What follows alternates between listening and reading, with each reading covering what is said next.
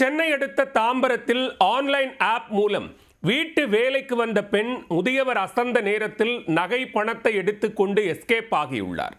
போலீசார் விரித்த வலையில் திருட்டு பெண் சிக்கியது எப்படி? சென்னை தாம்பரத்தை அடுத்த முடிச்சூர் சாலையில் பிள்ளையார் கோவில் தெருவைச் சேர்ந்தவர் 71 வயதான சுகுமார். இவரது மனைவி உடல்நலக் குறைவால் உயிரிழந்த நிலையில் வீட்டில் தனியாக இருந்து வந்தார்.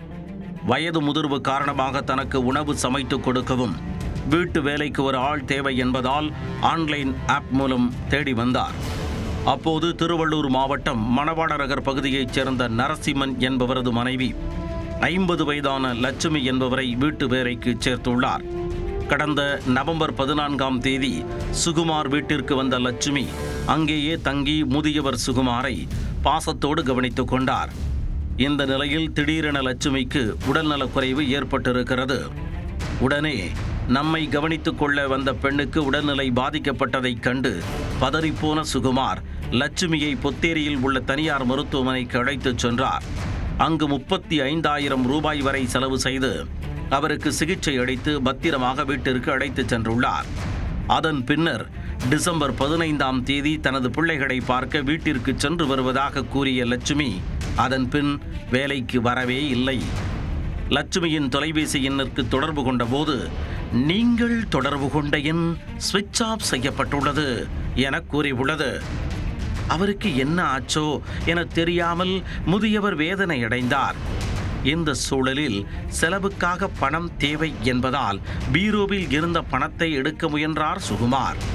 அப்போது பீரோவில் இருந்த 12 சவரன் நகை மற்றும் 50,000 ரூபாய் பணம் காணாமல் போயிருப்பதைக் கண்டு அதிர்ச்சியில் உறைந்து போனார்.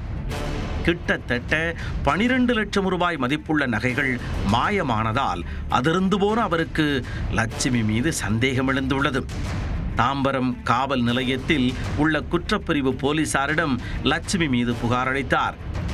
வேலைக்கு சேரும்போது லட்சுமியின் ஆதார் கார்டு ஜெராக்ஸ் வாங்கி வைத்திருந்ததால் அதில் உள்ள முகவரியை வைத்து போலீசார் விசாரணையை தொடங்கினர். அந்த முகவரியில் சென்று பார்த்தபோது லட்சுமி அங்கே இல்லை என்பது தெரிய வந்தது. விசாரணையில் லட்சுமி கணவன் நரசிம்மனுடன் ஏற்பட்ட கருத்து வேறுபாட்டால் அவரை பிரிந்து விவாகரத்து பெற முயன்று வந்தது தெரிய வந்தது.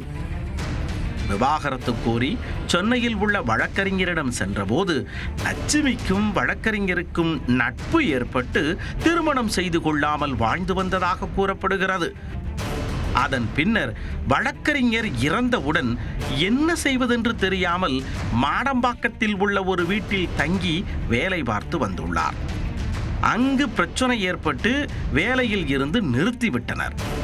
அதன் பிறகுதான் தாம்பரத்தில் உள்ள முதியவர் சுகுமார் வீட்டிற்கு வேலைக்கு வந்து நகைகளை திருடிச் சென்றுள்ளார்.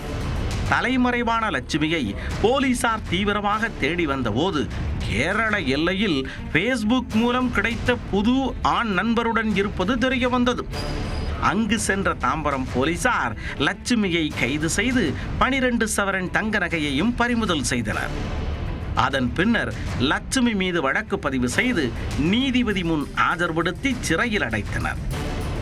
ஆன்லைன் ஆப் மூலம் வீட்டு வேலைக்கு வந்த பெண் நகைகளை அபேஸ் செய்து ஆப்பு வைத்துவிட்டு சென்ற சம்பவம் தாம்பரம் சுற்றுவட்டார பகுதிகளில் பெரும் அதிர்வலைகளை ஏற்படுத்தி இருக்கிறது. ஆகவே ஆன்லைன் ஆப்புகளை தயவு செய்து நம்பாதீர்கள்.